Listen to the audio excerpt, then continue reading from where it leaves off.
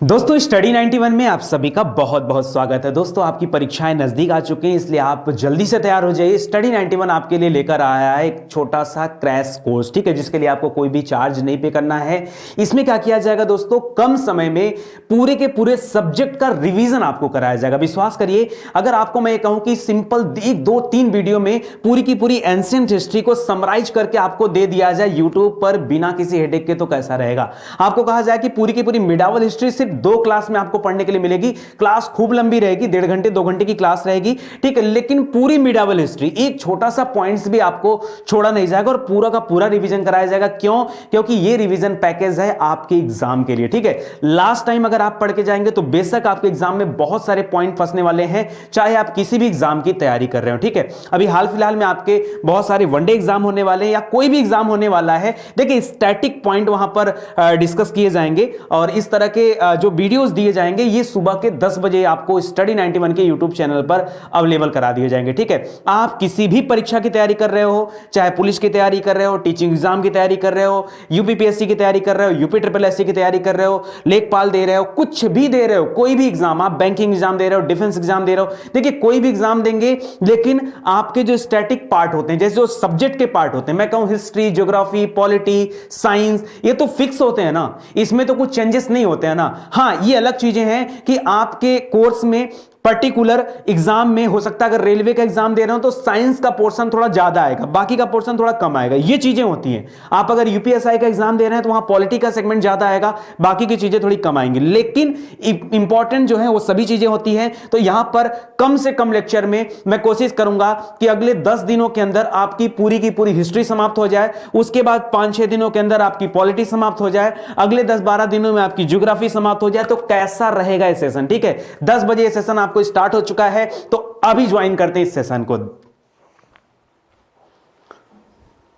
सबसे पहले बात आती है संवैधानिक विकास की, ठीक है। संवैधानिक विकास का अर्थ क्या होता है भारत में? संवैधानिक विकास, संवैधानिक मतलब होता है, देखिए एक होता है जिंदगी में कोई डिसिप्लिन के साथ काम करना, एक होता है बिना किसी डिसिप्लिन के कर लिया, कैसे भी कर लिया, ना उठने का टाइम है, ना काम करने का टाइम है कोई फिक्स, ना पढ़ने का टाइम है, ना खाने पीने का टाइम है, मतलब करना सब है। बिना खाए तो कोई जिंदा नहीं रहेगा, बिना पढ़े भी कोई नहीं रहेगा, ठीक है, और बिना ऐसा भी नहीं कि कोई उठेगा नहीं दिन में, सब कुछ होता है लेकिन अनटाइमली। तो वहां पे क्या होता है, कोई नियम कानून नहीं होता है। जब आप अपने जीवन को नियमबद्ध कर देते हैं तो बस उसी को कहा जाता है वैधानिक, संवैधानिक, ठीक है। तो अभी क्या है, पूरे भारत देश में इस तरह के विधान को बनाया गया, जैसे अगर आप कोई नियम कानून आप अपने लिए सिर्फ बना रहे हैं तो आपके लिए नियम है, वो आपके लिए विधान है। विधान माने क्या होता है? नियम। विधान का अर्थ क्या होता है? नियम। तो वो क्या है? सिर्फ एक विधान है। लेकिन अगर कोई विधान पूरे देश के लिए बना दिया जाता है, किसी बड़े भूभाग के लिए, किसी बड़े क्षेत्र के लिए, तो उसे क्या कहा जाता है? उसे संविधान नाम दिया जाता है, संविधान, ठीक है। और उसी संविधान में जिन जिन नियमों का उल्लेख होता है उसको संवैधानिक कहा जाता है। क्या कहा जाता है? संवैधानिक।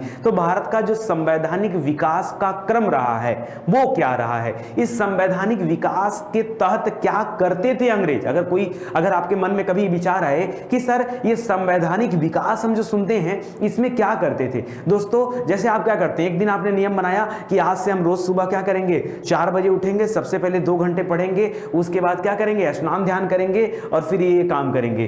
फिर आपने 1 महीने बाद रूटीन चेंज कर दिया। रूटीन चेंज क्या कर दिया कि अब मैं सुबह 4 बजे उठूंगा, लेकिन अब मैं पढ़ूंगा नहीं, अब मैं पहले दौड़ने जाऊंगा, पहले योगा करूंगा और 5 बजे योगा से लौट कर आऊंगा, तब मैं पढ़ाई करूंगा। तो एक नियम तो आपने पहले बनाया, बाद में उसी नियम को संशोधन कर दिया, ठीक है, यानी एक और बिल पास कर दिया कि अब मुझे ऐसे नहीं, अब मुझे उठना 4 बजे ही है, लेकिन अब मुझे सुबह पहले योगा करना है और 5 बजे फिर मुझे बैठना है पढ़ने के लिए, ठीक है। तो इस तरह से जो आप अपने जीवन में नियम बनाते हैं ना, उसी तरह से एक बड़े भूभाग पर राज करने के लिए भी कई सारे छोटे छोटे नियम बनते रहते हैं और वही नियम संवैधानिक विकास के क्रम के अंतर्गत हम लोग पढ़ने वाले हैं। यहां कुछ और नहीं है यार, ठीक है। तो कैसे अंग्रेजों ने हमारे ऊपर राज किया, नियम बना बना कर राज किया, उन्हीं नियमों के बारे में हम पढ़ने वाले हैं। दोस्तों अगर मैं पिछली बातें आपको याद दिला दूं, हमेशा याद दिलाना पड़ता है क्योंकि मेरी आदत है कि जब मैं कोई टॉपिक पढ़ाता हूं तो आपका कॉन्सेप्ट बिल्कुल 0 लेवल से क्लियर करना शुरू करता हूं। दोस्तों कंडीशन क्या आई? कंडीशन क्या आई भाई? अंग्रेज शुरू में जो मंशा लेकर आए थे वो व्यापार का मंशा लेकर आए थे कि हम चलेंगे भारत में और व्यापार करेंगे, ठीक है। तो अब भारत में मसाले बहुत होते थे, हालांकि देखिए जब शुरुआत में अंग्रेज आए थे तो उनको ये भी नहीं पता था कि भारत के साथ व्यापार करना। क्यों? अरे सबसे पहले तो पुर्तगाली यात्री वास्को डी गामा आया 1498 में, और 100 साल बाद जाकर अंग्रेजों की एंट्री हुई है। सन 1600 में अंग्रेज आए ना, तो 100 साल बाद जाकर अंग्रेज आए, कुल मिलाकर 102 साल बाद अंग्रेज आए। तो दोस्तों अगर मोटी मोटा 100 साल की बात कर लें तो 100 साल बाद जब अंग्रेज आए तो सबसे पहले वो सिर्फ भारत की यात्रा पर आए थे कि चलते हैं देखते हैं भारत में क्या है।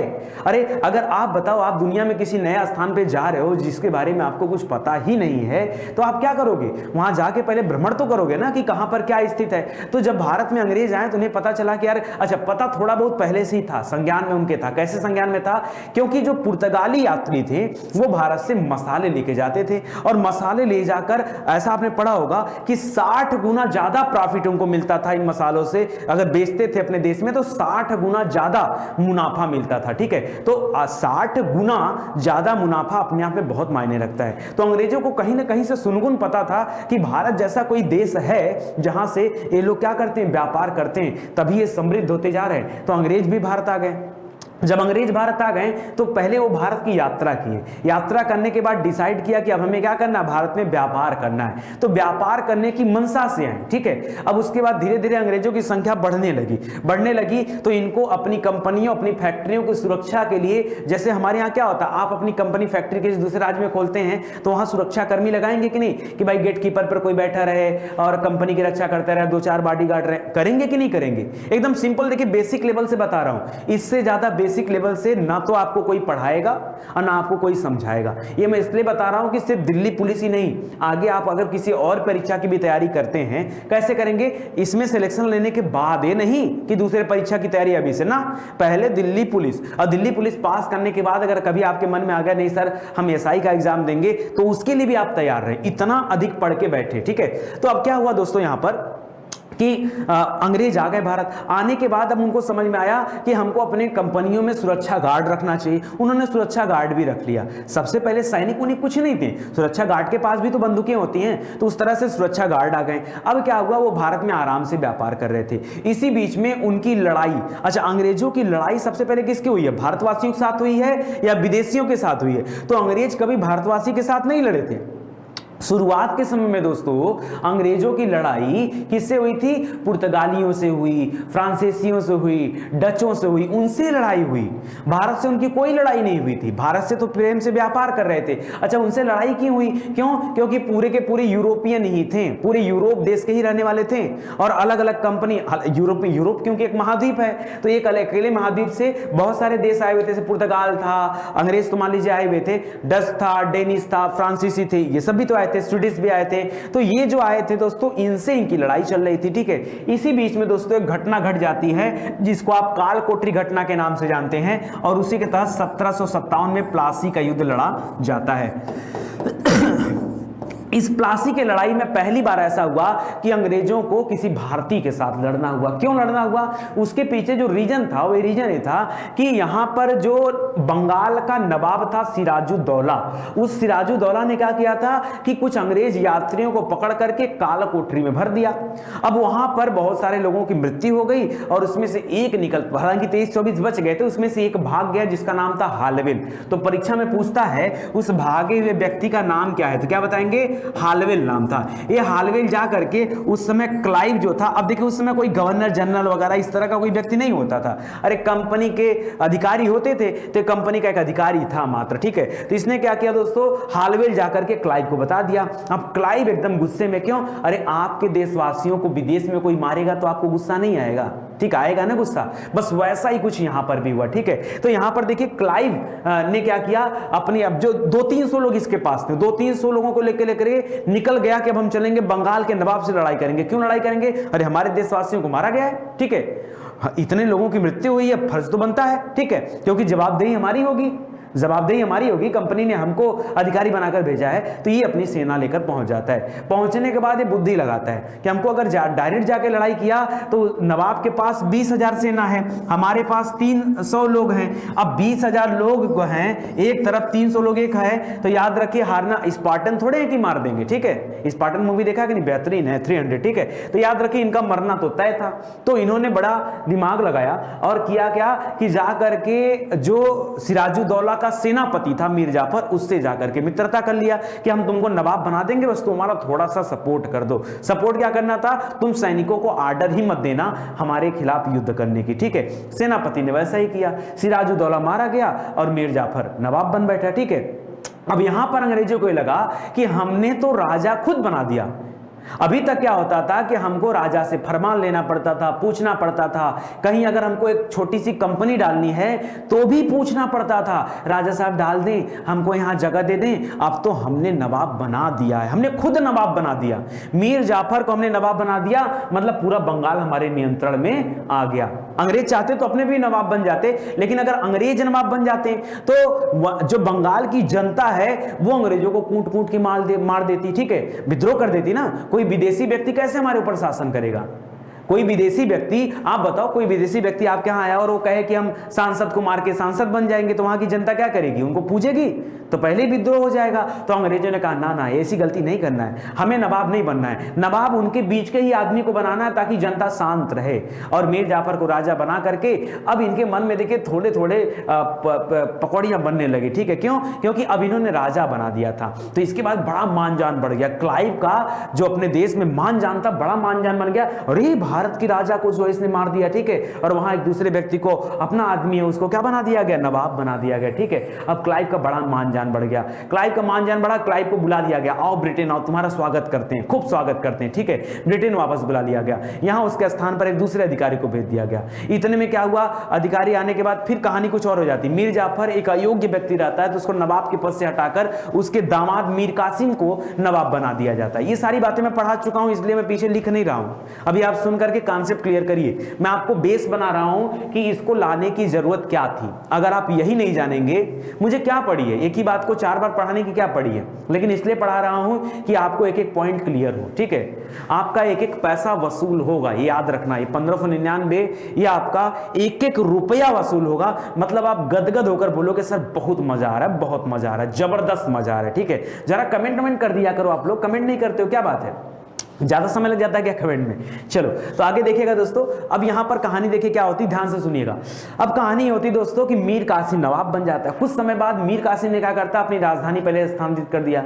मुर्शिदाबाद राजधानी थी, उसको मुंगेर लेके चला गया, अपने मन का काम करने लगा। अब अंग्रेजों को लगा यार हमने ही नवाब बनाया इसे, ये हमारे खिलाफ काम कर रहा है, ठीक है, हमारी कोई बात ही नहीं सुन रहा है, एक काम करो, ये हमारे लिए खतरा हो जाएगा, इसको गद्दी से हटा दो। मीर कासिम को गद्दी से हटा करके फिर से ससुरा को राजा बना दिया। किसको? मीर जाफर को, ठीक है, ससुर था ना, तो राजा बना दिया। अब वो फिर से नवाब बन बैठा, ठीक है।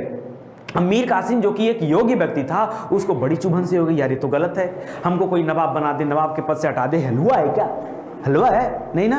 तो अब उसको आ गया गुस्सा। गुस्सा आने के बाद वो मदद मांगने के लिए चला गया। किससे चला गया? मुगल बादशाह के पास। बोला मुगल बादशाह हमारी मदद कर दो, ठीक है, बंगाल से आए हम, जानते हो, ठीक है, कासिम, ठीक है, तो मेरी मदद कर दो, ऐसी ऐसी घटना है। अब मुगल बादशाह भी परेशान था, मुगल बादशाह भी परेशान था अंग्रेजों से, ठीक है। उस समय मुगल बादशाह कौन था दोस्तों? तो याद रखिए शाह आलम द्वितीय। कौन था? शाह आलम द्वितीय। उस समय कौन था? मुगल बादशाह था। शाह आलम द्वितीय बोला ठीक है हम तो साथ दे देंगे, लेकिन यार हमारे पास और तुम्हारी फौज मिलाकर बड़ा कम लोग हो रहे, थोड़ा एक और फौज मिलाओ ताकि और मजा आ जाए। ये हुआ कि किसको लिया जाए? ये हुआ अवध के नवाब को ले लिया जाए। अवध को नवाब को लिया गया जिसका नाम था शुजाउद्दौला। क्या नाम था? शुजाउद्दौला। अब देखिए अभी अंग्रेजों को भनक तक नहीं लगी है और इधर क्या प्लान बन रहा है, ठीक है, इधर क्या बन रहा है? प्लान बन रहा है। किस चीज का प्लान बन रहा है? अंग्रेजों के साथ युद्ध करने का। और कुछ सैनिक मीर कासिम के अपने खुद के थे, चहेते, वो हो गए। अब तीनों की संयुक्त सेना बन गई और 1764 में बक्सर का युद्ध लड़ा गया। कौन सा युद्ध लड़ा गया? 1764 में बक्सर का युद्ध लड़ा गया। अब देखिए यहां पर क्लाइव नहीं है, क्लाइव नहीं है। क्लाइव की जगह पर कौन है? क्लाइव का मान सम्मान के लिए बुला लिया गया था वापस, यहां पर है हेक्टर मुनरो। कौन है? Hector Munro. ये सब प्रश्न बनते हैं आपकी परीक्षा में, एक एक नाम याद रखेगा। हेक्टर मुनरो से, क्लाइव से, हालवेल से, ये शाह आलम द्वितीय से, शुजाउद्दौला से, मीर जाफर से, मीर कासिम से, सबसे क्वेश्चन बनते हैं, ठीक है। प्लासी के युद्ध से, बक्सर के युद्ध से, ये सब क्वेश्चन बनते हैं। कौन राजधानी कहां ट्रांसफर किया? मुर्शिदाबाद से मुंगेर। ये सब प्रश्न बनते हैं आपसे परीक्षा में। कभी ये मत कहना कि नितिन सर ने नहीं बताया, नितिन सर ने बताया, आपने शायद ध्यान नहीं दिया। ठीक है, अब देखिए आगे क्या बता रहा दोस्तों। अब आगे हुआ कुछ ऐसा कि 1764 में बक्सर की लड़ाई हुई। बक्सर बिहार में एक जगह है, वहां पर युद्ध लड़ा गया, बक्सर की लड़ाई 1764 में। हालांकि उस युद्ध में संयुक्त सेना जरूर थी, लेकिन फिर भी हार जो है वो भारतीयों को हुई, और हेक्टर जो था, मुंडो हेक्टर, वो फिर से जीत गया। अब जीतने के बाद दोस्तों 1765 में इलाहाबाद की संधि कराई गई। इलाहाबाद की प्रथम संधि, इलाहाबाद की द्वितीय संधि। 12 अगस्त और 16 अगस्त को दोनों लोगों के साथ, शाह आलम द्वितीय आए थे और सुजाउद्दौला साहब आए थे, दोनों लोगों के साथ अंग्रेजों ने संधि किया। और संधि के बाद दोस्तों एक बड़ा क्षेत्र, देखिए इनको दीवानी मिल गया। क्या मिल गया? दीवानी। दीवानी जानते क्या होता है? दीवानी, दीवानी माने होता है, समझ लीजिए कि एक तरह से राजस्व वसूलने का कार्य, बता रहा हूं, समझा रहा हूं। इनको दीवानी मिल गया। कहां? बंगाल का, बिहार का और उसका पड़ोसी राज्य था उड़ीसा। बंगाल, बिहार और उड़ीसा का क्या मिल गया? दीवानी मिल गया। ठीक है, अच्छा एक बात बताओ, मान लीजिए आपकी लड़ाई किसी से हुई और आपको वहां पूरा टैक्स कलेक्शन का काम दे दिया गया, भैया आप ही क्या हो? कमिश्नर हो। क्या हो? अब पूरा पैसा जुटाना, कोष में लाख जमा करना, आप कमिश्नर हो। ठीक है, आप तो गदगद गजब कमिश्नर हो गए, मजा आ गया है। दिल्ली पुलिस तैयारी कर रहे थे, कमिश्नर बन गए, है कि नहीं? तो बड़ा मजा आया। अब वैसे ही मजा कुछ यहां पर देखने को मिलता। अंग्रेजों के हिस्से में बंगाल, बिहार और उड़ीसा की दीवानी क्या आ गई। अंग्रेजों के मतलब समझ लीजिए ऐसा लगा उनको 10-10 हाथ मिल गया। ठीक है, वो कुछ भी कर सकते हैं। अब उन्होंने नीतियां बदल दिया। अब उनको लगा कि हम भारत में यार व्यापार क्यों करें, हमें तो पूरा शासन का मौका मिल रहा है। क्या मिल रहा है? पूरा शासन करने का मौका मिल रहा है। ठीक है भाई, हमने यहाँ के राजाओं को हरा दिया तो मौका ही तो मिल रहा है। ठीक है, अरे ये वही हाल है कि आप कहीं रूम लेकर किराए पे रह रहे थे और ठीक है, और वहां पर एक ही मकान मालिक था और वो भी बेचारा क्या हो गया, उसका भी एक्सीडेंट में मृत्यु हो गया। अब ये घर किसके जिम्मे आप छोड़ के जाएंगे बताइए? ये घर क्या हो गया? ये आपका हो गया, यानी बना बनाया प्रॉपर्टी सब कुछ मिल गया। अंग्रेजों को क्या था? अंग्रेज आए थे व्यापार करने, अब उनको मौका मिल गया। किस बात का मौका मिल गया? कि हम भी यहाँ राजपाट कर सकते हैं। ठीक है, अब क्लाइव को फोन किया गया, भैया बताओ क्या किया जाए। क्लाइव बोला एक काम करो तो मैं आता हूं। ठीक है, कंपनी ने क्लाइव को वापस दिया, जाओ देखो क्या व्यवस्था है वहां पर। ठीक है, क्लाइव आता है। ठीक है, तो आप याद रखिए यहां पर क्लाइव आ जाता है। 1677 में क्लाइव की एंट्री हो जाती है और उसके बाद आकर देखता है। ठीक है, तो सबसे पहले इसने कहा कि पहले काम कर दिया जाए, द्वैध शासन लगा दिया जाए। क्या लगा दिया जाए? द्वैध शासन। ठीक है, अब ये द्वैध शासन क्या होता है? द्वैध माने दो लोगों के द्वारा शासन किया जाना। द्वैध माने दो लोगों के द्वारा। कैसे दो लोगों का शासन होगा? जनता एक, शासन दो लोगों का। हम लोगों के ऊपर भी द्वैध शासन लागू होता है, हमारे ऊपर भी है। हम आप समझते नहीं है, खाली आप समझो हमारे ऊपर राज्य सरकार का शासन है, राज्य सरकार का शासन है, इसके अलावा हमारे ऊपर केंद्र सरकार का भी शासन चल रहा है। दोनों लोग का शासन चल रहा है ना। आप जैसे एग्जांपल दे रहा हूं, आप समझो राज्य सरकार भी है, केंद्र सरकार भी, दोनों है ना, तो हम द्वैध शासन बोल सकते हैं कि नहीं? तो उस जमाने में भी द्वैध शासन था। बंगाल की जनता के ऊपर भी द्वैध शासन था। कैसे? तो याद रखिए, एक तरफ कंपनी का शासन, ठीक है, कंपनी मतलब ईस्ट इंडिया कंपनी का शासन शुरू हो गया, दूसरी तरफ जो बंगाल का नवाब था, कठपुतली राजा, उसका शासन। तो दो शासन हो गया कि नहीं? इसलिए द्वैध शासन की व्यवस्था किया गया और अंग्रेजों ने कहा कि हमको इसके लिए पूरा एक प्रॉपर सिस्टम बनाना पड़ेगा। ठीक है, कि कैसे क्या करना है। अब यहीं पर क्या बना? सिस्टम बना। तो एक ये हुआ, इसका नाम क्या रखा जाए भाई? रेगुलेटिंग एक्ट नाम ही क्यों दिया गया? कुछ और रख लिया होता, लेटिंग एक्ट रख लिया होता, लोटिंग रख लिया होता, फ्लोटिंग एक्ट रख लिया होता, नहीं हो सकता था फ्लोटिंग एक्ट है? ये रेगुलेटिंग एक्ट क्यों रखा गया? कुछ तो रहा होगा। तो अब देखिए, अब एक वर्ड होता है इंग्लिश में रेगुलेट। क्या होता है?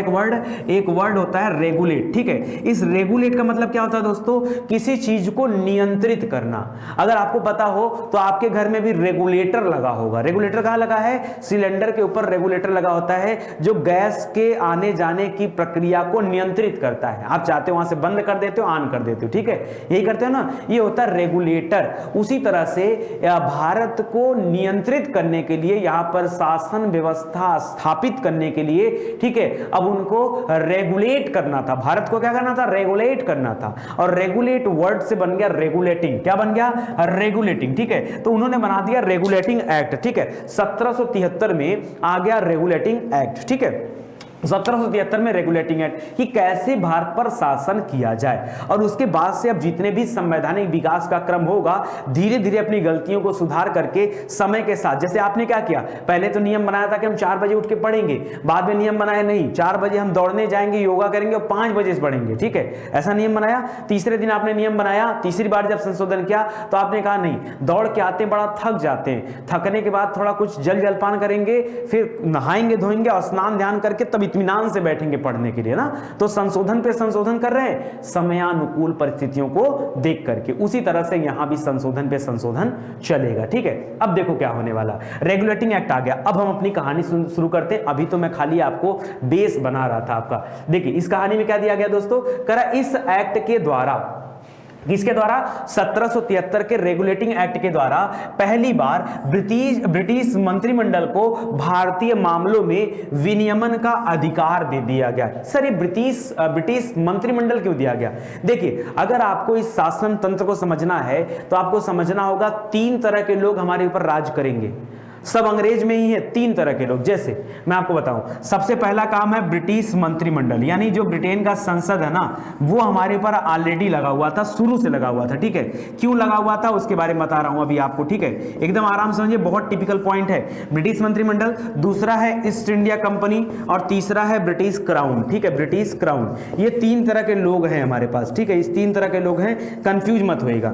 अब देखिए मान लीजिए रिलायंस कंपनी चली गई किसी देश में, मान लीजिए मालदीव चली गई, ठीक है। मालदीव वो चली गई व्यापार करने के उद्देश्य से, और पता चला धीरे धीरे करते करते करते एक ऐसा समय आ गया कि पूरा मालदीव रिलायंस कंपनी के कंट्रोल में हो गया। अब रिलायंस कंपनी का हेडक्वार्टर कहां पे है?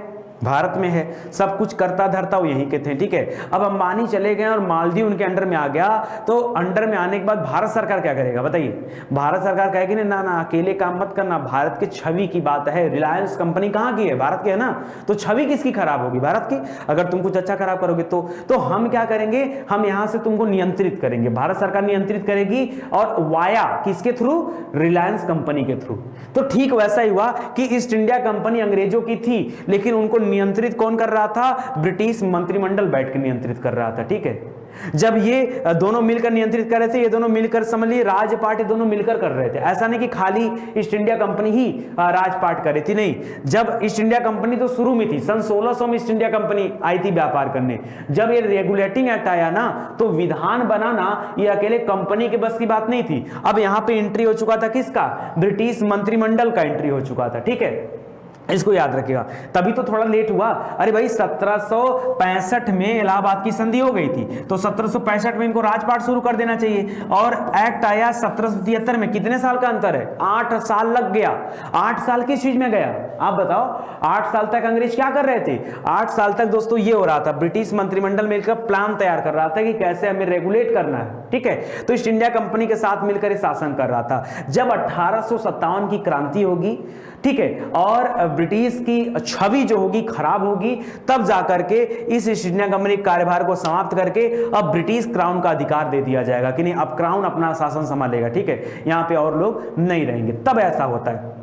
तो वही चीज लिख रहा है दोस्तों यहाँ पे कि अब क्या किया गया, पहली बार ब्रिटिश मंत्रिमंडल को भारतीय मामलों में, मामला भारतीय का है, ठीक है, भारतीय मामलों में विनियमन माने क्या हो जाता है? नियम बनाना, नियम कानून तैयार करना, डिसिप्लिन बनाना, संविधान बनाना, ये कार्य दे दिया गया, ठीक है। करा इस एक्ट के माध्यम से सबसे पहले कलकत्ता में एक सुप्रीम कोर्ट की स्थापना की बात की गई, और 1774 में अगले साल ही एक सुप्रीम कोर्ट खोल भी दिया गया, जिसमें मुख्य न्यायाधीश के तौर पर एलिजा इम्पे की नियुक्ति की गई। इसके अलावा 3 अन्य न्यायाधीश भी नियुक्त किए गए, कुल मिलाकर 4, एक एलिजा इम्पे और 3 अन्य। इतनी बात ही आप याद रखिएगा, इससे ज्यादा बात आपको दिल्ली पुलिस में याद नहीं रखना। हालांकि टॉपिक बहुत बड़ी है, लेकिन इससे ज्यादा बात आपको ध्यान नहीं देना है, ठीक है। आगे बढ़ते हैं दोस्तों। अगला है पिट्स इंडिया एक्ट। बड़े ध्यान से सुनिएगा, पिट्स इंडिया एक्ट, एक एक एक्ट आपको ध्यान से पढ़ा रहा हूं, ठीक है। पिट्स इंडिया एक्ट आया था 1784 में। याद रखिए, रेगुलेटिंग एक्ट में आई कमियों को दूर करने के लिए क्या बनाया गया? पिट्स इंडिया एक्ट बनाया गया, और यह 1784 में आया था, ठीक है। इसको याद रखिएगा, 1784 में। अच्छा, 1773 में वारेन हेस्टिंग जो थे पहले नंबर पे, उनको क्या बनाया गया? उनको बंगाल का गवर्नर बनाया गया, ठीक है, कि जाइए पूरे बंगाल में आप देख रेख करिएगा वारेन हेस्टिंग को। अभी भी वारेन हेस्टिंग ही है, तो ध्यान दीजिएगा। करा इस अधिनियम के द्वारा शासन की दोहरी प्रणाली, एक कंपनी का तथा दूसरा संसदीय बोर्ड का, जो ब्रिटिश का संसदीय बोर्ड था, उसको उसके द्वारा बनाया गया। अभी तक क्या था? खाली दूर से नियंत्रण होता था। 1784 में क्या किया गया? गया, एक संसदीय बोर्ड बनाया गया और एक कंपनी को बोर्ड बनाया गया, ठीक है, दो बोर्ड बनाया गया। और इस एक्ट के माध्यम से फिर ब्रिटिश सरकार का कंपनी के मामलों तथा इसके भारतीय प्रशासन पर पूर्ण नियंत्रण स्थापित हो गया। 1773 वाले में ब्रिटिश मंत्रिमंडल था लेकिन वहां पर कंपनी हावी थी। 1784 में ब्रिटिश मंत्रिमंडल हावी हो गया, कंपनी पूरी तरह से ब्रिटिश मंत्रिमंडल के नियंत्रण में आ गई 1784 के पिट्स इंडिया एक्ट में, ठीक है। उसके बाद लिख रहा है कि व्यापार को छोड़ करके सभी मामले, अगर भाई कंपनी आई थी व्यापार करने के लिए ना, तो व्यापार को छोड़ करके सभी मामले, चाहे वो सैन्य मामले हो, चाहे वो असैन्य मामले हो, चाहे वो राजस्व मामले हो, ये किसको सौंप दिया गया, एक अलग से बनाया गया बोर्ड ऑफ कंट्रोल, ठीक है, जिसको नियंत्रण परिषद के नाम से जानते थे, नियंत्रण बोर्ड, उसके अधीन कर दिया गया। जितने भी सैन्य, असैन्य और जो राजस्व वाले मामले थे, टैक्स वाले मामले थे, ठीक है, वो सभी किसको दे दिए गए, बोर्ड ऑफ कंट्रोल को दे दिए गए। बाकी व्यापार करने कंपनी आई थी तो व्यापार करे, ठीक है, तो इतना चीज किया गया।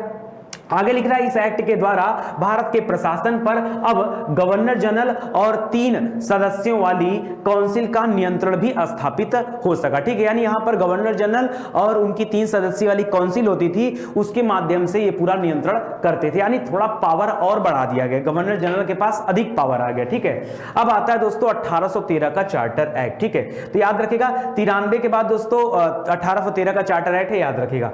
इस एक्ट के माध्यम से भारतीय व्यापार के ऊपर कंपनी का एकाधिकार समाप्त कर दिया गया। पूछता है कि कंपनी का एकाधिकार कब समाप्त किया गया, तो क्या बताएंगे, 1813 के चार्टर एक्ट में 13, ठीक है, 13 में याद रखेंगे, 13 में 13 ही हो गई, क्या हो गई, ऐसे करके याद रखिए, 13 में क्या हो गई, 13 ही हो गई, किसकी, कंपनी की 13 हो गई। क्यों, क्योंकि कंपनी के जो एकाधिकार थे, एकाधिकार माने मोनोपोली, उस मोनोपोली को समाप्त कर दिया गया। ना ना ना, अब खाली कंपनी काम नहीं करेगी, कंपनी को केवल 2 चीज उसके नियंत्रण में रखा गया, एक चीन के साथ व्यापार, एक चाय का व्यापार, दोनों चच्चा, याद रखिएगा, चच्चा को छोड़ करके बाकी सभी एकाधिकार को समाप्त कर दिया गया। चाचा मतलब याद रखिएगा, चीन के साथ व्यापार और चाय का व्यापार, चीन के साथ व्यापार और चाय के व्यापार को छोड़ करके बाकी जितने भी मोनोपोली थे, एकाधिकार थे ईस्ट इंडिया कंपनी के पास, वो सभी एकाधिकार एक झटके में समाप्त कर दिए गए, लोग कंपनी की तरह ही हो गई, ठीक है, तो याद रखिएगा, ये बड़ा इंपॉर्टेंट है। आगे देखिए,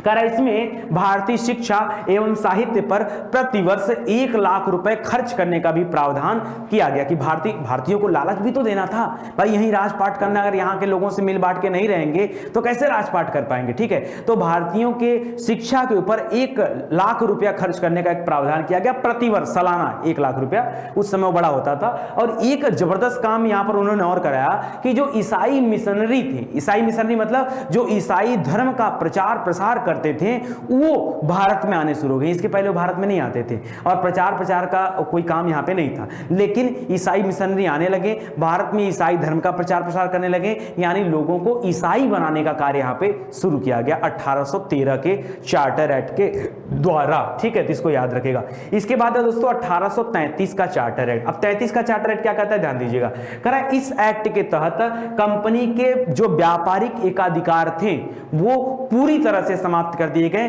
जो चाहे चीन के साथ हो, वो चाहे चाय का हो, सब व्यापार खत्म, यानी 13 का 33 हो गया, 13 33 हो गई, ठीक है, तो मतलब सारी कहानी खत्म, मतलब कंपनी के पास कुछ भी अब उसके पास जो है किसी भी तरह का व्यापारिक एकाधिकार नहीं रहा कि नहीं ये काम सिर्फ और सिर्फ कंपनी करेगी, ऐसा कुछ नहीं रहा। इसके माध्यम से भारतीय प्रशासन तथा इसके वित्त का केंद्रीकरण कर दिया गया। देखिए मैंने आपको बताया केंद्रीकरण और विकेंद्रीकरण, कोई भी चीज अगर केंद्रीकरण किया जाएगा यानी पावर किसी एक के हाथ में आना, यानी सेंट्रलाइज करना, पावर को सेंट्रलाइज करना, और विकेंद्रीकरण मतलब पावर को बांट देना, ठीक है, अलग अलग हिस्सों में तोड़कर बांट देना, तो इसको डिसेंट्रलाइज बोलते हैं। यहां पर केंद्रीकरण किया गया, क्या किया गया, केंद्र, यानी किसी एक को हेड बना करके उसको क्या किया गया, व्यवस्था को उसके हाथों में सौंप दिया गया। और ये व्यक्ति कौन था, तो जो बंगाल का गवर्नर था, जिसको भी खाली पावर ही दिया गया था, उस बंगाल के गवर्नर को अब भारत का गवर्नर जनरल कहा जाने लगा, ठीक है। अब वो खाली बंगाल नहीं, वो बाकी की जो प्रेसिडेंसी है, चाहे मद्रास हो चाहे बंबई हो, वो सभी प्रेसिडेंसियों का कार्यभार संभालेगा, यानी अब बंगाल का गवर्नर भारत का गवर्नर जनरल कहा जाने लगा। क्या कहा जाने लगा, गवर्नर जनरल, ठीक है। और पहले गवर्नर जनरल के रूप में विलियम बेंटिक का नाम आता है। किसका नाम आता है, पहला गवर्नर कौन था, वारेन हेस्टिंग, पहले गवर्नर जनरल कौन थे, विलियम विलियम बेंटिक, तो याद रखेगा, ठीक है, तो याद रखेगा। कानून निर्मित करने हेतु गवर्नर जनरल की जो काउंसिल थी उसमें एक और सदस्य लाकर जोड़ दिया गया जो कि विधि का ज्ञाता होता था, और पहले सदस्य के रूप में मैकाले की एंट्री हुई। किसकी एंट्री हुई? मैकाले। मैकाले विधिवेत्ता के रूप में आया और कानून बनाने में मदद करता था गवर्नर जनरल को, ठीक है, तो याद रखेगा, ये भी इंपॉर्टेंट लाइन है जो कि यहां पर दिया गया है, ठीक है। आगे देखिए, इस एक्ट के माध्यम से नियुक्ति के संबंध में योग्यता को भी महत्व दिया जाने लगा। दास प्रथा के उन्मूलन के लिए निर्देश भी दिए गए थे। दास प्रथा की बात करें तो दास प्रथा का उन्मूलन किसने कराया था? बताइए, जल्दी बताइए, ऐसे भूल जाएंगे तो कैसे काम चलेगा? एलन बरो ने। किसने किया था? एलन बरो ने। विलियम बेंटिक ने किसका किया था? बताइए जल्दी से। विलियम बेंटिक ने सती प्रथा का किया था। कर्नल स्लीमैन ने ठगी प्रथा का किया था। लॉर्ड एलन बरो ने दास प्रथा का किया था, तो याद रखेगा, ठीक है। भारतीय कानूनों को लिपिबद्ध यानी लिख लेना, ठीक है, लिपिबद्ध कराने के उद्देश्य से 1833 में मैकाले की अध्यक्षता में एक विधि आयोग की भी नियुक्ति की गई थी, इसको भी आप ध्यान में रखेगा। अगला लिख रहा है दोस्तों 1853 का चार्टर एक्ट। 1853 में पहली बार भारत में ट्रेन चलाई गई थी, लॉर्ड डलहौजी का समय चल रहा था, ठीक है। 1853 का चार्टर एक्ट। इस एक्ट के माध्यम से कार्यपालिका, ये बड़ा इंपॉर्टेंट क्वेश्चन है, कार्यपालिका एवं विधायिका के संबंधी शक्तियों का पृथक्करण किया गया। यहां पर क्या किया गया? थोड़ा सा शक्तियों का जो केंद्रीकरण था ना, अब उसको क्या किया जा रहा है? डिसेंट्रलाइज्ड किया जा रहा है, यानी विकेंद्रीकरण किया जा रहा है, यानी जो शक्ति है कार्यपालिका एवं विधायिका की, वो शक्तियों का बंटवारा हो गया, थोड़ा सा वो बांट दिया गया, पृथक पृथक अलग कर दिया गया, ठीक है। इस अधिनियम के माध्यम से भारत में पहली बार विधान परिषद की स्थापना की गई। तो परीक्षा में प्रश्न आता है कि भारत में पहली बार विधान परिषद की स्थापना किस एक्ट के तहत किया गया? तो क्या बताएंगे? भारत परिषद अधिनियम? नहीं, गलत नहीं करिएगा, ठीक है। परिषद नियम बाद में आएगा, जब ब्रिटिश क्राउन का राज्य हो जाएगा तब आएगा, ठीक है। अभी चल रहा है चार्टर अधिनियम, ठीक है। चार्टर अधिनियम, चार्टर एक्ट 1853 के तहत कहा गया। ईसाई मिशनरियों को प्रवेश कब दिया गया? 1813 के चार्टर एक्ट में दिया गया। चीन के साथ चाय का व्यापार और अन्य व्यापार को कब छीन लिया गया, समाप्त कर दिया गया? तो 1833 के चार्टर एक्ट में समाप्त कर दिया गया, ठीक है। मैकाले एक विधि सदस्य के रूप में कब शामिल हुआ? तो 1833 के चार्टर एक्ट के द्वारा उसको शामिल करने की बात कही गई, ठीक है। ये सब याद रखेगा। लिख रहा है विधान परिषद की स्थापना किसके तहत हुआ? तो 1853 के चार्टर एक्ट द्वारा। लिख रहा है विधान परिषद द्वारा पारित किए गए किसी भी विधेयक पे गवर्नर जनरल का एक वीटो पावर था। जैसे हमारे राष्ट्रपति के पास वीटो पावर होता है, वीटो पावर मतलब एक ऐसा पावर जिस पर संपूर्ण अधिकार सुरक्षित किसका है? उस गवर्नर जनरल का, मतलब जो कहेगा वही मान्य होगा, बाकी दूसरे की बात मान्य नहीं होगी। इसके माध्यम से कंपनी के डायरेक्टरों से नियुक्ति से संबंधित अधिकार वापस ले लिए गए और अब नियुक्तियां किस माध्यम से होने लगी? परीक्षा के माध्यम से होने लगी, ठीक है। यानी पेपर कराया जाएगा और पेपर के माध्यम से नियुक्ति होगी। अब अगला आता है दोस्तों 1858 का भारत शासन अधिनियम, ठीक है। भारत शासन अधिनियम क्यों? क्योंकि अब 1857 की जो क्रांति हुई थी उसके बाद ब्रिटेन के ऊपर बड़ी अंगुलियां उठी थी। जो विश्व में बहुत सारे देश है ना, उन्होंने ब्रिटेन से कहा भाई गलत कर रहे हो। अगर बताओ, एक कहानी छोटी सी मैं बता दे रहा हूं आपको। रिलायंस कंपनी जो मालदीव पे शासन करने गई थी, ठीक है, हम बानी से मत कर देना, गुस्सा हो जाएगा, ठीक है। तो अब जो गई थी रिलायंस कंपनी शासन करने, मान लीजिए मालदीव की जनसंख्या विद्रोह कर दी इसके खिलाफ, रिलायंस के खिलाफ, ठीक है, और एकदम थू हो जाए, किसकी? रिलायंस की क्या हो जाए? थू हो जाए, और वो चीन को पता चल जाए, बांग्लादेश को पता चल जाए, अमेरिका को पता चल जाए, रूस को पता चल जाए, तो लोग भारत से क्या अपेक्षा करेंगे? भारत तुम बहुत गलत कर रहे हो, तुरंत रिलायंस को तुरंत वापस बुला लो, जान लो मानवता के खिलाफ बातें हो रही है, अब सहन से ज्यादा हो रहा है, ठीक है। तो अब भारत की छवि धूमिल हो रही है।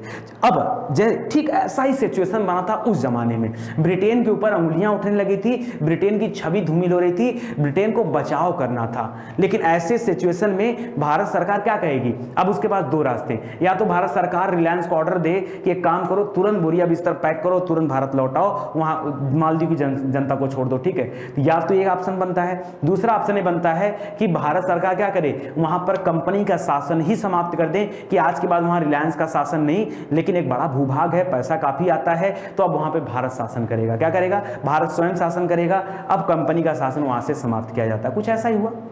1857 की क्रांति के बाद ईस्ट इंडिया कंपनी का जो शासन था वो समाप्त कर दिया गया, ठीक है। और अब ब्रिटिश संसद तो पहले से वहां पे हाथ मार रहा था, ठीक है। अब कहा गया कि ब्रिटिश क्राउन जो है ठीक है, अब उनका शासन आएगा। ठीक है, तो 1858 में 1 नवंबर को ब्रिटिश क्राउन का शासन आ जाता है और एक नया भारत शासन अधिनियम पारित होता है। इसके पहले भारत शासन नहीं था, इसके पहले चार्टर एक्ट चला करते थे। ठीक है, तो 1858 का भारत शासन अधिनियम लिख रहा है। 1858 में ब्रिटिश संसद द्वारा पारित कानून के तहत भारत पर शासन करने का अधिकार ईस्ट इंडिया कंपनी से छीन करके ब्रिटिश क्राउन को दे दिया गया। ये तो आसान सी बात होगी। करा भारत के प्रशासन का भार अब ब्रिटिश सरकार के मंत्री, ठीक है, अच्छा अभी तक क्या था दोस्तों, केवल मंत्रिमंडल जो वहां का था, जो वहां की संसद थी वो हस्तक्षेप किया करती थी। अब ब्रिटिश क्राउन का प्रतिनिधित्व तो कौन करेगा, वायसराय, जो गवर्नर जनरल था उसके पद को प्रमोट करके वायसराय कर दिया गया और वो प्रतिनिधित्व करता था किसका, याद रखे, ब्रिटिश क्राउन का। इसके अलावा संसदीय जो वो था मंत्रिमंडल था उसकी तरफ से एक भारत सचिव की नियुक्ति होती है जो वो भी मिलकर काम करता है। तो यहां पर याद रखेगा प्रशासन का भार ब्रिटिश सरकार के मंत्री, जिसे भारत राज्य सचिव या भारत सचिव के नाम से जाना जाता था, उसको दे दिया गया और उसकी हेल्प के लिए एक 15 सदस्यीय काउंसिल की भी नियुक्ति की गई कि वो पूरा शासन वासन देख सके। पूरे भारत में देखना था ना, तो 15 लोगों की कमेटी यहां बना दी गई। करा इस अधिनियम के आने के बाद भारत के गवर्नर जनरल को अब वायसराय कहा जाने लगा तथा वायसराय ब्रिटिश क्राउन के प्रतिनिधि के रूप में भारत में कार्य करने लगा। ठीक है, ठीक 2-3 साल बाद ही 1858 के बाद तीसरे साल में ही 1861 में फिर से एक भारत परिषद अधिनियम लाना पड़ा, शासन नहीं परिषद। ठीक है, भारत परिषद अधिनियम आया, क्योंकि परिषद अधिनियम इसलिए कहा गया क्योंकि जो परिषद संबंधित प्रावधान थे उसमें बड़ा परिवर्तन किया गया था। लिख रहा वायसराय की जो कार्यकारिणी परिषद थी उसमें एक 5वां सदस्य ला के रखा गया जो विधिवेत्ता होता था। ठीक है, करा इसके तहत भारत में विभागीय प्रणाली यानी अलग अलग डिपार्टमेंट बनाए गए, यानी आप कह सकते हो पोर्टफोलियो सिस्टम लाया गया और ये पोर्टफोलियो सिस्टम की शुरुआत कैनिंग के समय में हुआ। कैनिंग ने क्या किया, डिपार्टमेंट दे दिया, भैया ये वित्त मंत्रालय है, ठीक है, ये फला मंत्रालय है, जल मंत्रालय है, ये मंत्रालय है, वो गृह मंत्रालय है। ये क्या होता है, ये अपनी शक्तियों का बंटवारा कर देना। इसके पहले तक तो सेंट्रलाइज पावर था, लेकिन यहां पर क्या हो रहा है, शक्तियों का बंटवारा हो रहा है। कैनिंग ने प्रत्येक विभाग को एक एक सदस्य के नियंत्रण में रखा और इस रूप में देखा जाए तो कैनिंग एक प्रकार के मंत्रिमंडल की व्यवस्था को पैदा किया था। ठीक है, या उसकी नींव रखा था कैनिंग ने। ठीक है, करा इस अधिनियम के तहत वायसराय को अध्यादेश जारी करने की शक्ति प्रदान की गई, जैसे हमारा राष्ट्रपति अभी अध्यादेश जारी करते हैं। ठीक है, अनुच्छेद 123। ठीक है, उसी तरह से यहाँ गवर्नर जनरल को भी अध्यादेश जारी करने की, गवर्नर जनरल क्या अब तो वायसराय हो गया, तो वायसराय को भी अध्यादेश जारी करने की शक्ति दी गई। वह नए प्रांतों की स्थापना कर सकता था या किसी भी प्रांत के सीमाओं में परिवर्तन भी कर सकता था। 1861 का भारत परिषद अधिनियम यह जो है बताता था। ठीक है, इसके बाद दोस्तों 1892 का भारत परिषद अधिनियम आया। 93 में दोस्तों याद होगा आपको, स्वामी विवेकानंद शिकागो गए थे अमेरिका में, जहां विश्व धर्म सम्मेलन हो रहा था, वहां हिस्सा लेने के लिए। ठीक है, उसके एक साल पहले की घटना 1892 में। लिख रहा 1892 का भारत परिषद अधिनियम। करा परिषद में शामिल भारतीय सदस्यों को वार्षिक बजट पर बहस करने का अधिकार दिया गया। देखिए क्या हो रहा था, करा परिषद कोई बाहरी व्यक्ति नहीं, ऐसे लोग जो परिषद में शामिल थे, परिषद मतलब जो गवर्नर की जो काउंसिल बनी थी, अगर उसमें कोई शामिल था तो उनको यह अधिकार दिया गया कि अब वह व्यक्ति भी बजट पर बहस कर सकता है। अरे यार एक बात बताओ, देश के लिए बजट बन रहा है, जो काउंसिल में अगर उसको नहीं शामिल करोगे तो उसको क्या लगेगा कि हमारे पास तो कोई पावर ही नहीं है। ठीक है, तो उसको भी बजट पर बहस करने का, वार्षिक बजट पर बहस करने का अधिकार दिया गया, लेकिन सरकार से किसी भी तरह के अनुपूरक प्रश्न पूछने का अधिकार यहां पर नहीं दिया गया। ठीक है, तो यहां पर अनुपूरक प्रश्न पूछने का अधिकार नहीं दिया गया, बाकी जनरल प्रश्न वो पूछ सकता था। ठीक है, यानी बजट पर बहस कर सकता था, प्रश्न भी पूछ सकता था। तो आपसे परीक्षा में प्रश्न पूछता है कि बजट पर बहस करने का अधिकार किसके तहत दिया गया, ऑप्शन में आता है 1892 का भारत परिषद अधिनियम। आंख मूंद कर तुरंत टिक कर देना। ठीक है, ये बहुत इंपॉर्टेंट टॉपिक पढ़ा रहा हूं, जान लो। इतने इत्मीनान से, पहले तो मैं बड़ा फास्ट पढ़ाने वाला था एक्सप्रेस बैच में, कि बहुत आपने देखा होगा एंशिएंट हिस्ट्री और मिडावल हिस्ट्री में किस तरह से धुआं उड़ा दिया गया। ठीक है, लेकिन मॉडर्न हिस्ट्री आते आते तक मुझे लगा कि यार नहीं, आपका बेस मजबूत करने की जरूरत है, बहुत मजबूत। ठीक है, और ज्यादा यहाँ पढ़ाना नहीं है, हिस्ट्री पढ़ाना है और ज्योग्राफी पढ़ाना है, पॉलिटी पढ़ाना है, साइंस पढ़ाना है, इकोनॉमिक्स थोड़ा पढ़ाना है, बस इतना ही तो पढ़ाना है। तो ज्यादा कुछ है नहीं यहाँ पे, हिंदी वगैरह नहीं है, इन्वायरमेंट नहीं है। ठीक है, तो बड़े आराम से खत्म हो जाएगा विषय, कोई घबराने वाली बात नहीं है यार। हम लोगों का काम है पढ़ाना, आप बस खाली मस्त होकर पढ़ते चलो, ईमानदारी से पढ़ते चलोगे तो किसी चीज़ की कमी नहीं होने दूंगा, विश्वास करिए। हाँ, थोड़ा सा आप शेयर करिए, लोगों से बताइए कि ज़्यादा से ज़्यादा लोग आके जुड़ें और खरीदें। ठीक है,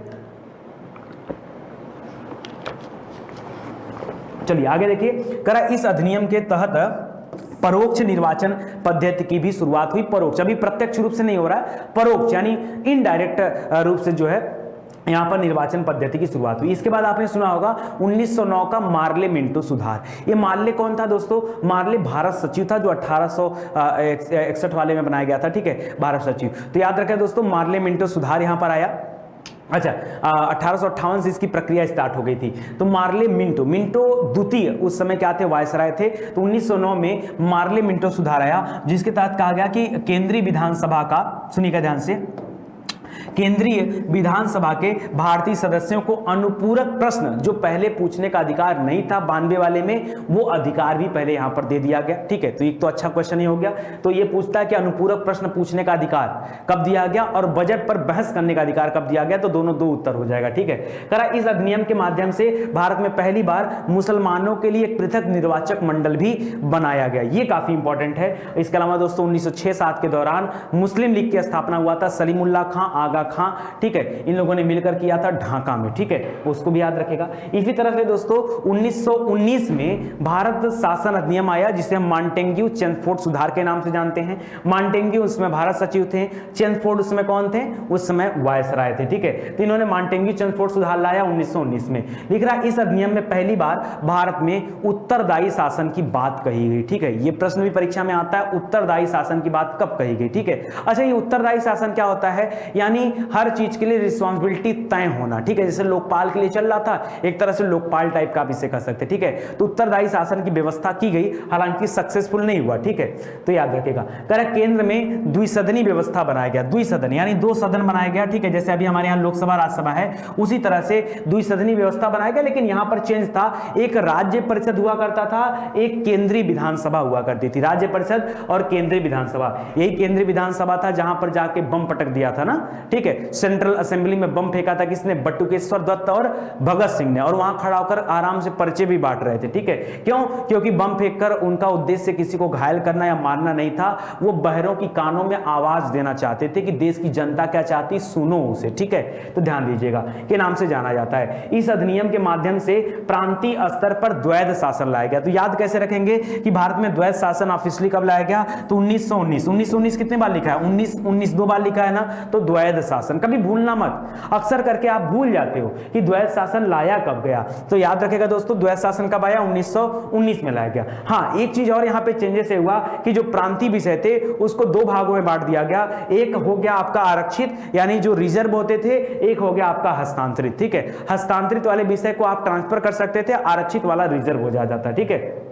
आगे देखिए, करा इस अधिनियम के द्वारा सिख, यूरोपीय, एंग्लो इंडियन और भारतीय ईसाइयों को भी पृथक प्रतिनिधित्व दिया गया। जैसे 1909 में मुसलमानों के लिए पृथक प्रतिनिधित्व की व्यवस्था की गई, यहां पर बाकी लोगों के लिए भी पृथक प्रतिनिधित्व की व्यवस्था कर दी गई 1919 में। करा इस अधिनियम के द्वारा भारत में महिलाओं को पहली बार मताधिकार का अधिकार प्राप्त हुआ, यानी मत देने का अधिकार इसके पहले महिलाओं के पास नहीं था, केवल खाना बनाना था, ठीक है। अब वो मत भी दे सकती थी। याद रखिए, नियम कब आया? भारत परिषद अधिनियम 1919 या मॉन्टेग्यू चेम्सफोर्ड सुधार 1919 के तहत आया है। 1935 का भारत शासन अधिनियम, ठीक है। जितना आपकी परीक्षा में आएगा उतना क्रीम में निकाल कर आपको दे रहा हूं, ठीक है, उतना क्रीम मैं आपको निकाल कर दे रहा हूं, तो ध्यान दीजिएगा।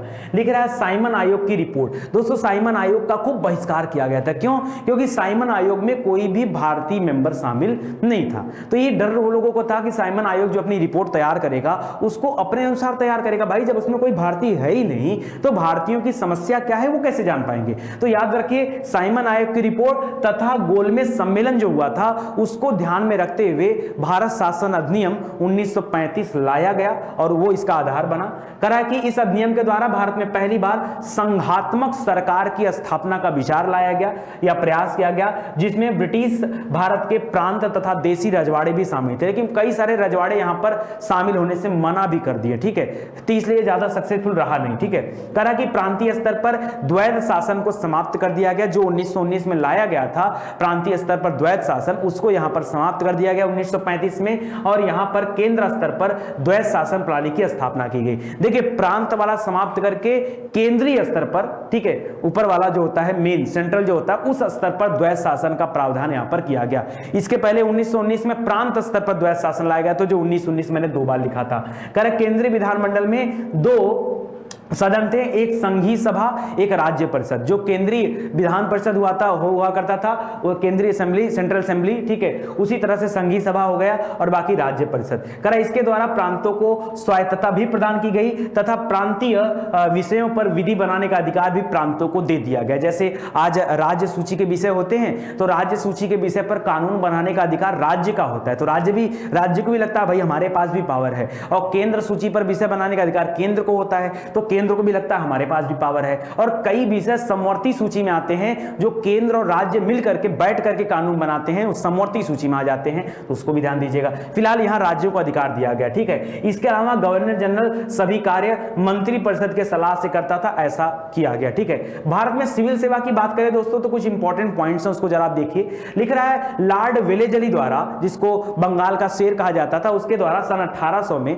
इसी ने जो है आंग्ल मैसूर युद्ध लड़ा था टीपू सुल्तान के साथ, ठीक है। 1799 में टीपू सुल्तान मारा गया था। तो 1800 में सिविल सेवा में आने वाले युवकों के प्रशिक्षण के लिए कलकत्ता में एक फोर्ट विलियम के कॉलेज की स्थापना की गई, ठीक है। एक फोर्ट विलियम बनाया गया। बाद में कंपनी के जो डायरेक्टर थे, ठीक है, उन्होंने कलकत्ता की जगह इंग्लैंड के हेलबरी में ईस्ट इंडिया कॉलेज की स्थापना कर दिया, ठीक है। और वहां पर यह परीक्षा होता था, ठीक है। और वहीं पर जो सिविल सेवक होते थे उनको ट्रेनिंग दिया जाता था। जब मॉन्टेग्यू चेम्सफोर्ड सुधार आया 1919 में, तो उसमें सिविल सेवा यानी जो आईसीएस की परीक्षा होती थी उसको इंग्लैंड और भारत दोनों जगह एक साथ कराने की संस्तुति आती है कि दोनों जगह परीक्षा एक साथ कराई जाएगी। और 1922 से आईसीएस की परीक्षा भारत और इंग्लैंड में दोनों स्थानों पर कराई जाने लगी, ठीक है। एक कमीशन आया था, रॉयल कमीशन, जिसे हम ली कमीशन के नाम से जानते हैं। ली कमीशन की अनुशंसा पर ही भारत में लोक सेवा आयोग का गठन किया गया, ये जिसे हम यूपीएससी बोलते हैं,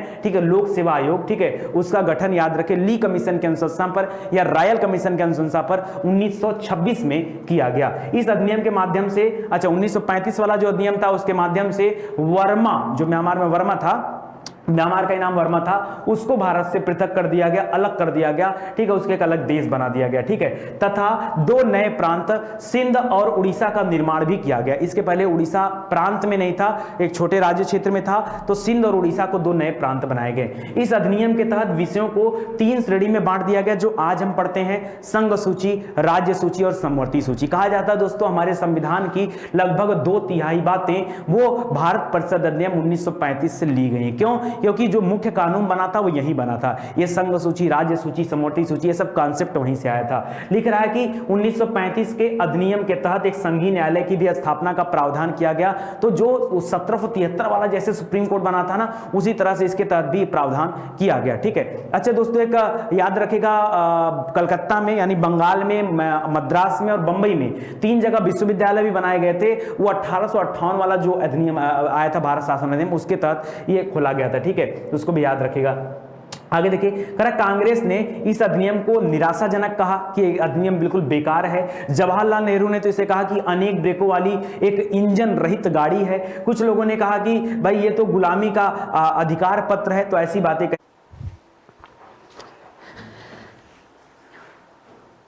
दोस्तों कैसा लगा ये सेशन आपको पढ़ करके? वाकई बहुत ही मजा आ गया होगा, शानदार, जोरदार, जबरदस्त, ठीक है। लगातार इस सेशन से जुड़े रहने के लिए सुबह 10 बजे एक्टिव रहिए हमारी यूट्यूब चैनल स्टडी 91 पर। देखिए ये सभी जो क्लासेज आपको दी जा रही है पहले से रिकॉर्डेड क्लासेज है। हम लोगों ने सोचा क्यों ना इसे बच्चों के बीच में डाल करके आपका थोड़ा और फायदा करा दिया जाए। तो वाकई आपको पढ़ने के बाद लग रहा होगा कि हाँ सर, आपने जो दिया बिल्कुल बेहतर कंटेंट था।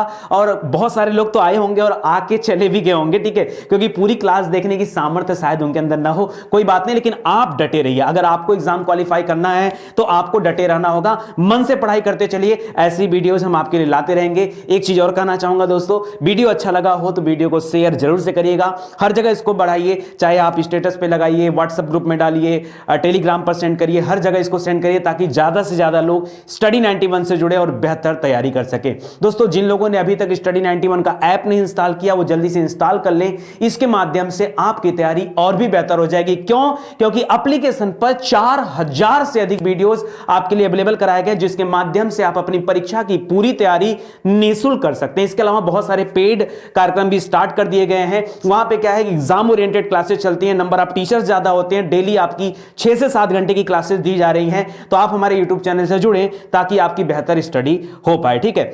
बाकी जितने प्रीवियस ईयर पेपर है, मॉक टेस्ट पेपर है, क्वेश्चन आंसर है, प्रैक्टिस सेट है, करंट अफेयर है, टॉपिक करंट अफेयर है, ऑल टू ऑल सब कुछ हमारे एप्लीकेशन, वेबसाइट दोनों जगह पर फ्री ऑफ कॉस्ट रखे गए। उनका कोई भी चार्ज आपको नहीं देना है। तो आइए आप हमारे यूट्यूब चैनल, हमारे वेबसाइट, हमारे एप्लीकेशन प्रोग्राम से जुड़िए और अपने जीवन को सही दिशा दीजिए। देखिए, कुल मिला जुला करके सक्सेस पाना है, और सक्सेस पाना है तो कहीं ना कहीं किसी एक का हाथ पकड़कर आपको चलना होगा। अगर आपको लगता है कि स्टडी 91 इसके लिए बेहतर है तो आप हमारे साथ जुड़ सकते हैं, ठीक है। आप सभी का धन्यवाद। वीडियो को आगे बढ़ाइए। Thank you so much. जय हिंद, जय भारत।